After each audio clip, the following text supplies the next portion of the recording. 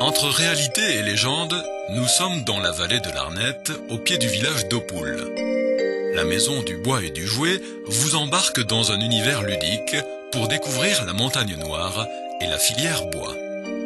Donc, l'association Jouer au bois a été créée il y a maintenant 20 ans par un groupe de passionnés qui avait pour but de faire revivre le village médiéval d'Aupoul, qui est le berceau de Mazamet. Et pour ce faire, ils ont réfléchi à ce qui pourrait attirer les personnes.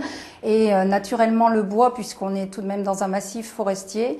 Et dans ces passionnés, tous étaient amoureux du jouet. Donc naturellement est venue l'idée du jouet en bois.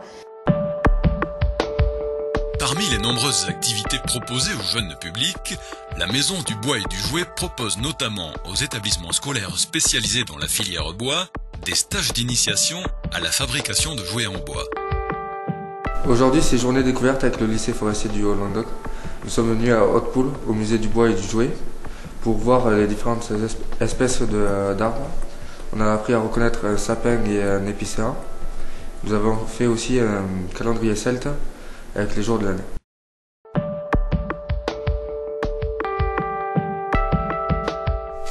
Donc là c'est le panneau central sur lequel on va marquer quand même astrologie celtique.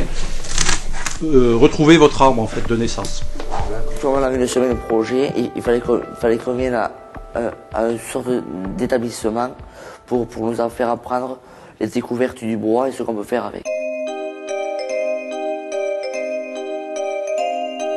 Ce panneau d'astrologie celtique va nous permettre d'associer un arbre par rapport à une date et donc chaque personne va pouvoir déterminer l'arbre qui lui correspond.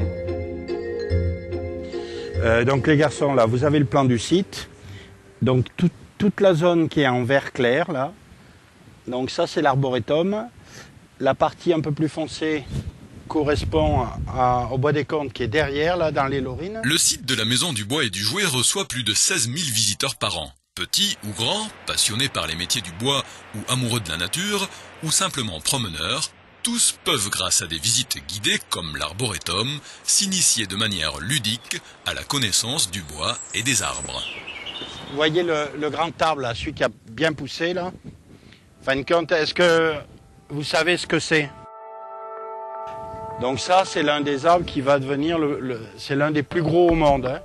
Donc l'association regroupe un certain nombre de bénévoles, une vingtaine environ, et une équipe d'animateurs qui se compose de 6 personnes actuellement, qui programment, entre les animations autour de la Maison du bois et du jouet, de nombreuses manifestations sur le site ou extérieures à la Maison du bois et du jouet, dans le cadre de partenariats avec notamment la ville de Mazamet.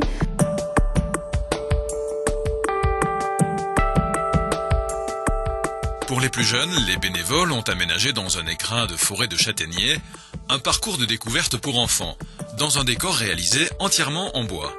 Ils transportent l'enfant dans un univers de contes à travers un parcours ludique et éducatif.